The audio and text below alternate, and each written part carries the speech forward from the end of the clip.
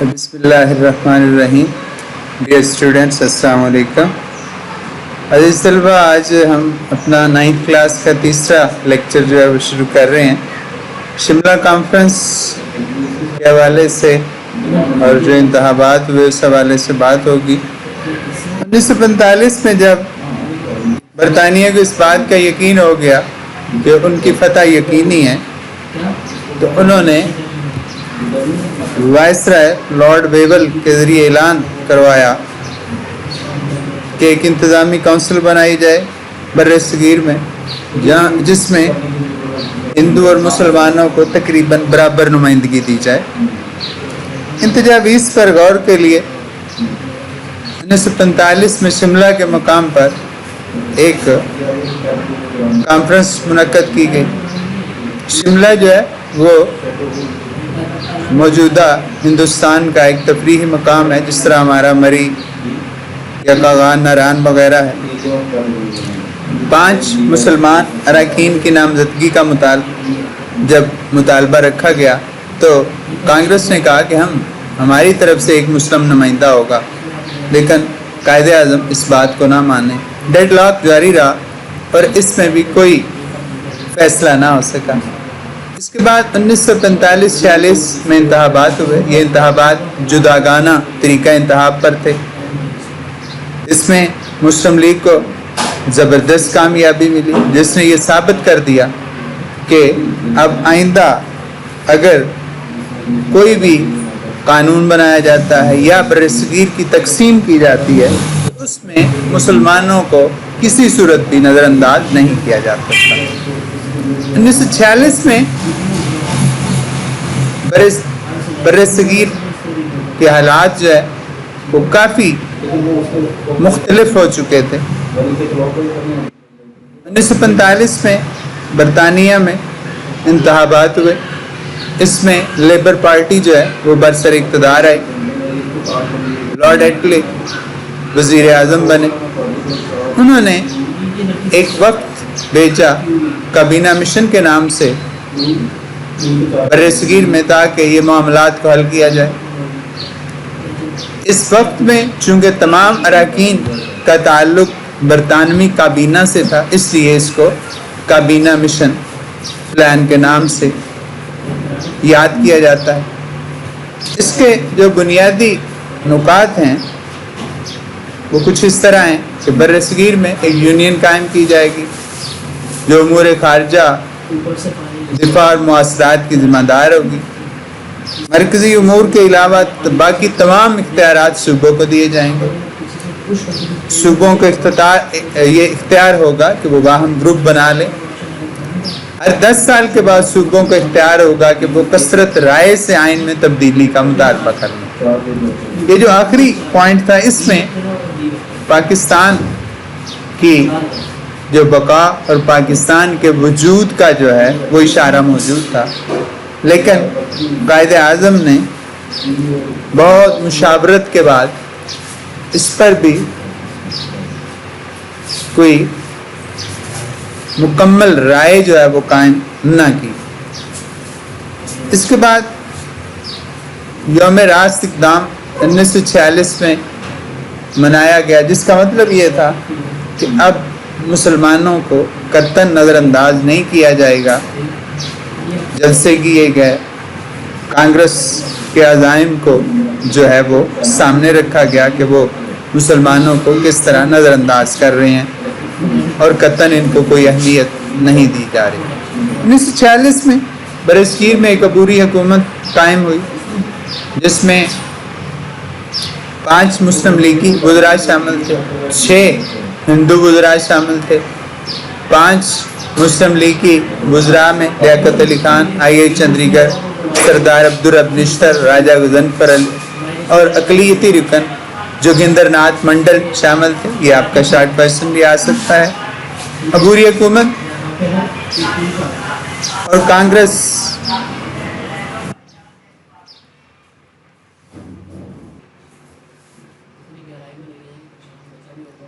अबूरी हुकूमत में कांग्रेस और मुस्लिम लीग के इख्तिलाफात की वजह से ये मौसर काम ना कर सकी और یہ بھی کوئی انتظام اچھے طریقے سے نہ چل سکا۔ آخرکار یہ فیصلہ کیا گیا کہ ان دونوں قوموں کو الگ کر دیا جائے۔ 3 جون 1947 کو ایک باقاعدہ منصوبہ دیا گیا جس کے تحت یہ فیصلہ کیا گیا کہ جہاں مسلمانوں کی اکثریت ہے ان علاقوں کو مسلمانوں کے حوالے کر دیا جائے، اور وہ علاقے جہاں پہ ہندو اور مسلمان اکثریت میں نہیں ہیں وہاں پہ باقاعدہ ریفرنڈم کروایا جائے، اور جو ہندو اکثریت کے علاقے ہیں وہ ہندوستان میں شامل کر دیے جائیں۔ سندھ اسمبلی کا یہ فیصلہ ہوا کہ یہاں پہ جو اراکین ہیں وہ فیصلہ کریں گے کیا وہ کس ملک میں شامل ہونا چاہتے ہیں۔ صوبہ سرحد اور سلہٹ کے عوام پاکستان یا بھارت میں شمولیت کا فیصلہ استصواب رائے سے کریں گے۔ بلوچستان کو چونکہ ابھی صوبے کا درجہ نہیں دیا گیا تھا، اس لیے شاہی جرگہ فیصلہ کرے گا کہ یہاں کیا معاملہ ہوگا۔ اس کے بعد قانون آزادی ہند بنایا گیا جس کے تحت 2 مملکتیں جو ہے وہ وجود میں آئیں، ایک بھارت اور ایک پاکستان۔ پاکستان کے قیام کے بعد ایک ایوارڈ ریڈ کلف ایوارڈ کے نام سے قائم کیا گیا جس نے پنجاب اور بنگال کو تقسیم کرنا تھا۔ ایک حد بندی کمیشن تھا جس نے انتہائی بددیانتی کا مظاہرہ کیا، اور وہ علاقے جہاں پہ مسلمانوں کی اکثریت تھی وہ بھی نہرو اور کانگریس کی ملی بھگت کی وجہ سے انہوں نے اس کو بھارت میں شامل کر دیا۔ اس کے علاوہ کچھ دریاؤں سے بھی پاکستان کو محروم کر دیا گیا۔ بہرحال ان سب رکاوٹوں مسائل کے باوجود اللہ نے پاکستان کو 14 اگست 1947 اور 27 رمضان المبارک کو آزادی نصیب فرمائی۔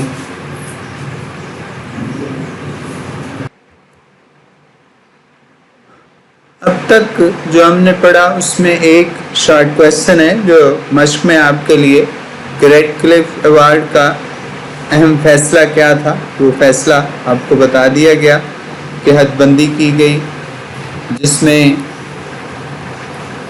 بنگال کے کچھ حصے گٹھ جوڑ کر کے کانگریس کے ساتھ مسلم اکثریت کے ہندوؤں کے حوالے کیے گئے۔ اس کے علاوہ گرداسپور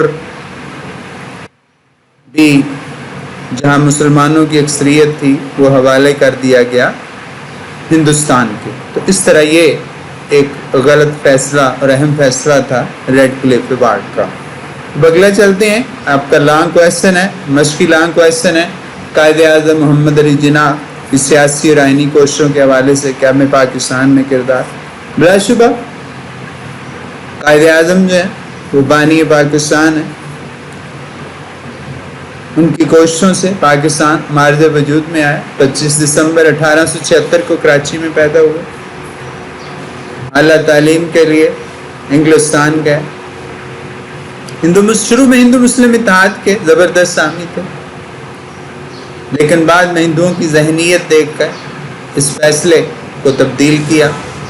منٹو مارلے اصلاحات 1909 میں ہوئی تو وائسرائے ہند کی کونسل کے ارکان کی تعداد 16 سے بڑھا کر 28 کر دی گئی۔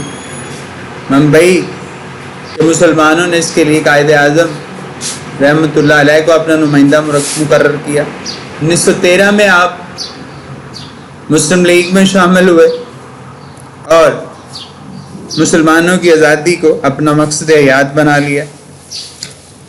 1916 میں مسلم لیگ اور کانگریس میں ایک ساتھ لکھنؤ میں ان کے جلسے پر رضامند ہو گئے، یعنی اتحاد کی کافی کوششیں کی لیکن جو برابر ثابت نہ ہوں۔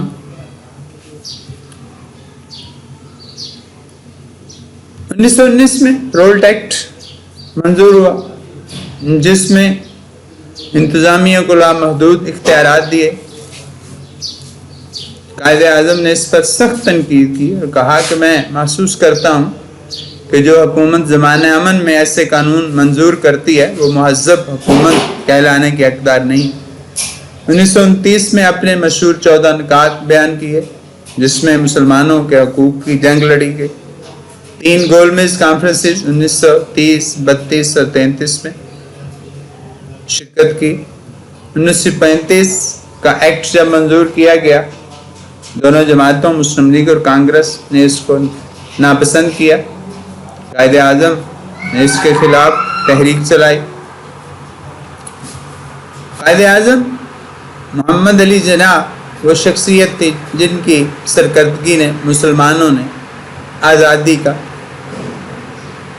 سورج دیکھنے کے لیے ایک پرچم تلے اکٹھا ہونے کا فیصلہ کیا۔ 1945 اور 46 کے انتخابات کی جو کامیابی ہے وہ بھی قائد اعظم کی قیادت کا نتیجہ ہے، اس میں مسلمانوں کو زبردست کامیابی ملی۔ آپ نے کابینہ مشن پلان کے تحت ہندوؤں کی جو چالیں تھیں ان کو ناکام بنایا۔ قائد اعظم محمد علی جناح اس ریاست کے پہلے گورنر جنرل بنے، دن رات محنت کی، آخرکار 11 ستمبر 1948 کو اپنے کال کے حقیقی سے جا ملے۔ اللہ تعالیٰ ان کو جنت الفردوس میں اعلیٰ مقام عطا فرمائے، آمین۔